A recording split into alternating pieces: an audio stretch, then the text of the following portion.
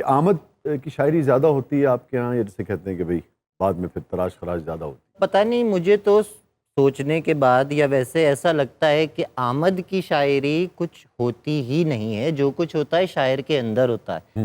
اگر آمد کی شاعری کوئی شے ہوتی تو کبھی 100 سال میں 200 سال میں ایسا ہوتا اردو کے شاعر پہ پشتو کی آمد ہو جاتی، چلے انگریزی کی ہو جاتی، نہیں ہوتی، وہی زبان باہر آتی ہے جو آپ کے اندر ہے۔ لیکن ہم خیال کی، جب ہم آمد کی بات کرتے ہیں تو ہم بنیادی طور پر خیال کی بات کرتے ہیں، زبان تو وہی رہے گی۔ کیوں اظہر؟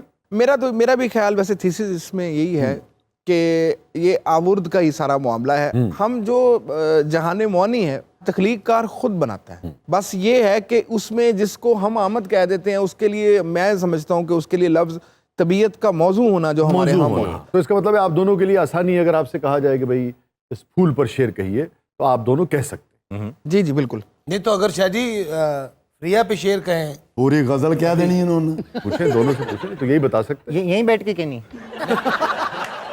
چلو اپنا ہی کوئی رنگ بھر دو، مجھے تم زندہ کر سکتی ہو کر دو۔